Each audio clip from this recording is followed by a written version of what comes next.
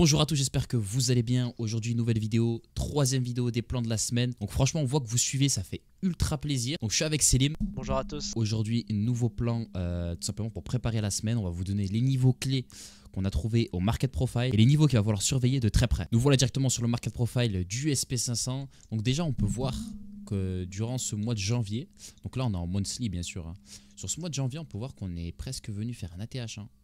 On est presque venu faire un ATH. Donc ça c'est très intéressant parce qu'on s'est fait rejeter une fois. Par rapport à la semaine dernière, on a eu une ouverture en gap baissier. Personne ne pouvait s'y attendre.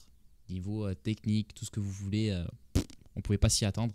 Comme j'avais dit, c'était sûrement des annonces économiques, etc. Et là, pas manqué, personne s'y attendait. DeepSeek qui sort une pseudo-intelligence artificielle plus puissante que ChatGPT sans utiliser les GPU, donc les cartes graphiques de chez Nvidia. Donc c'est pour ça qu'on a eu ce gros gap, grosse vague baissière, hein, vraiment, à l'open. Et tout le monde était surpris. On a pris moins 14% sur Nvidia. Sachant que Nvidia, c'est 23% de mémoire de la capitalisation boursière totale du SP500. C'est énorme. C'est énorme. Donc il suffit quoi que eux ils chutent et tout le marché chute. C'est le petit point récap par rapport à la semaine dernière. Donc on a tout d'abord, donc suivant l'ouverture hein, bien sûr. Donc là on a clôturé ici le mois. Donc je le note toujours, la fin de clôture de mois. Donc c'est des niveaux qui peuvent extrêmement bien réagir. On a un premier niveau qui est très serré par rapport à la clôture. Hein. On ne sait jamais si on a un open qui est en gap haussier. On ne sait pas, ou en gap baissier. Mais les zones à surveiller en premier lieu, ça va être les, donc notez bien les 6126.50. Pourquoi? Car c'est la VVAH de janvier. Donc là, c'est un gros niveau. On est en monthly. Donc c'est vraiment, c'est où le prix, il a passé 70% du volume dans tout le mois. Voilà, donc c'est des zones à vraiment prendre au sérieux. Ensuite, vous avez la VAH de janvier, donc les 6104.25. Aussi presque chiffre rond 6100, 6104. Surtout que c'est aussi le début du gap qu'on a réussi à combler durant la session de vendredi. C'est une zone de polarité aussi. Donc voilà, donc c'est vraiment des zones qui elles sont pas là pour rien. Elles vont réagir à un moment ou à un autre. Et après bon, on ne sait pas hein, si on va pas faire d'ATH durant ce mois de février et qu'on commence à retracer durant les 10 premiers jours. C'est un scénario baissier.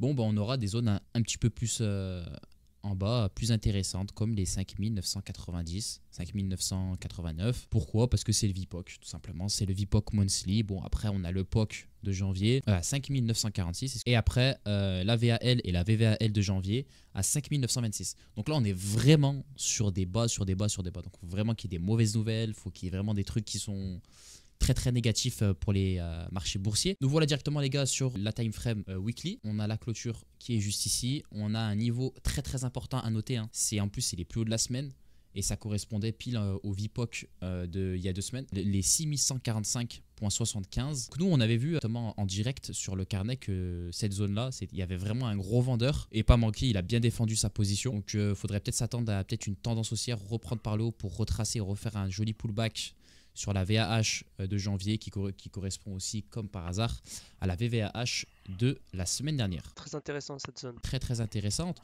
Et après bon, on a des niveaux intermédiaires hein. Avant d'arriver sur le VPOC de janvier, il faudra quand même passer sur les 6090 qui est le POC de la semaine du 26 janvier et le VPOC à 6078.75 qui lui aussi est le VPOC de la semaine du 26 janvier. Directement, on bascule sur le market profile en daily. Et voilà, c'est comme je vous disais, c'est pas pour rien que le POC il a tenu. Hein. On était sur un POC VPOC sur les 6147. Bien sûr, si vous n'avez pas de market profile ou que vous ne savez pas trader avec le carnet, vous ne pouvez pas savoir que juste ici, il y avait un gros niveau vendeur. Et c'est ça l'avantage de cet outil professionnel et surpuissant. C'est que vous avez un temps d'avance. Déjà, on sait que j'ai cette zone-là, hein, s'il y a un retracement. Donc, j'ai les 6100 que je vais racheter fort. Ensuite, bon, j'ai des petites zones un petit peu plus bas. Hein. Donc, j'ai les 6078. Faire attention, mais sinon, voilà. Donc, on est très haussier. Aussi, les gars, je partage directement ce niveau. Donc, notez bien les 6055-56. Pourquoi? Tout simplement, VAL de la journée du 24 janvier. Donc, la journée qui a précédé le fameux gap. Et en plus, il n'y a plus de volume en haut parce qu'on est sur la TH. Et on a essayé de tester du coup sur cette journée. On a fait une grosse queue vendeuse. Donc vous pouvez être sûr, à coup sûr, hein, vraiment, et là j'insiste encore une fois, que si on casse cette zone, qu'on pull back sur ce volume-là, qu'on monte, les gars, c'est un nouvel ATH. Sûr et certain, parce que là on est sur des gros niveaux vendeurs. On a des vendeurs qui défendent extrêmement bien. Mais voilà, donc faire attention, 6147, comme je vous ai dit. Et puis sur achat, sur repli, hein, tout simplement sur toutes ces zones. Et après, c'est vrai que là, on a No Man's Land un petit peu, on n'a pas de volume. On n'a pas énormément de volume ici. C'était le gap qu'on est venu combler. Donc peut-être s'attendre à un début de session où on fait un petit peu de volume par ici. Mais sinon, c'était tout pour nous sur le SP500. On passe directement sur le Nasdaq. Directement sur le market profile du Nasdaq en monthly cette fois-ci. Vous pouvez voir le profil, hein, on a quasiment fait du volume dans toute la valeur du mois de décembre. On est assez équilibré, on a fait un petit excès juste ici. On s'est fait rejeter. Donc là, les zones à retenir et à marquer absolument, j'insiste sur le fait que ça, c'est vraiment ce qui va vous donner les directions. Parce que si vous voyez qu'on casse, du coup, notez cette zone, hein, les 21 790, qu'on les casse et qu'on pull back dessus à la baisse, vous pouvez être sûr que durant les jours qui vont précéder toute cette baisse, on va les rejoindre à un point d'équilibre. Deuxième zone à noter, le VPOC de janvier et le POC de janvier, donc 21 537,75. Mis à part ça, j'ai pas grand chose à rajouter, hein. Mais le fait que ça ouvre, que vendredi ça a clôturé au-dessus de la value area de tout le mois, c'est quand même une bonne indication pour nous Haussière, faire ouais. Ah, haussière. ouais. Voilà. Peut-être revenir retester, comme Yamin vous a dit, la VAH de décembre et janvier. Des 21 000, combien Yamin? 21 790.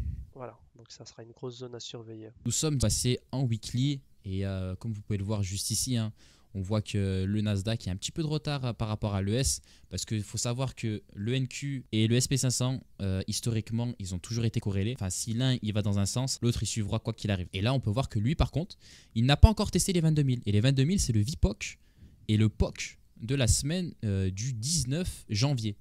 Alors que sur le SP500, on a déjà testé les 21 145.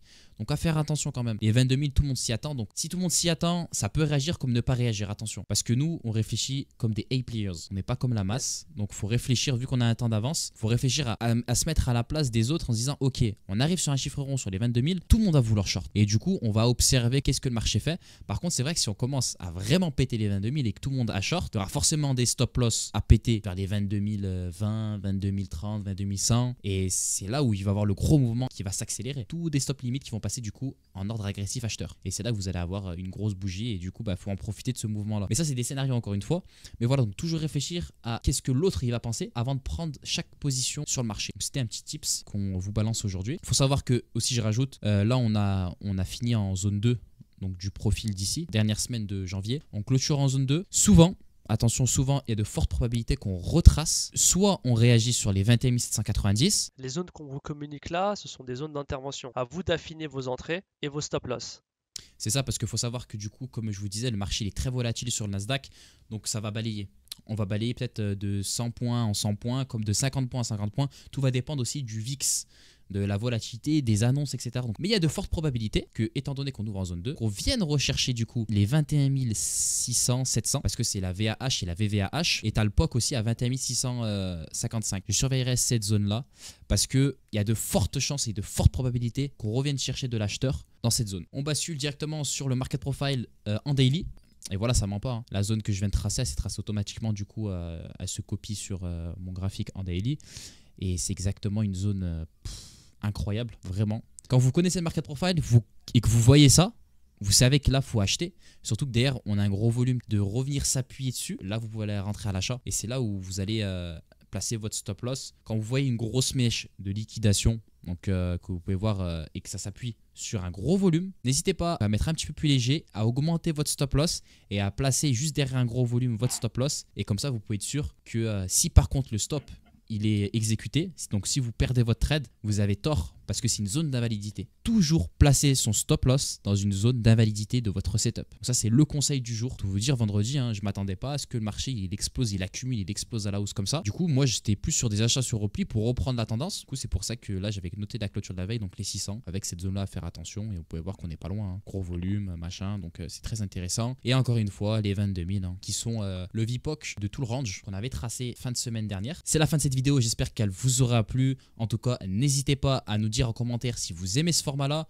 On voit que petit à petit, de semaine en semaine, on augmente un petit peu en vue et qu'il y a pas mal de commentaires qui nous disent de continuer. Bon, nous, ça nous fait extrêmement plaisir. Et voilà, donc le conseil que je vais vous donner, c'est de regarder la vidéo complète, de revenir sur vos graphiques et de noter les zones qu'on vous a prescrites. Comme ça, vous ne direz pas « Ah, mais on m'a pas prévenu ». Si je pourrais Vas-y, rajouter rajoute. autre chose, prenez position qu'après avoir vu les publications des résultats des entreprises et des stats sur l'emploi. Mettez-vous à la place des A-players. On va pas prendre de position avant d'avoir toutes les informations. Et si vous voulez des vidéos sur le market profile, des tutos, la compréhension de tous nos niveaux, n'hésitez pas à nous le dire en commentaire.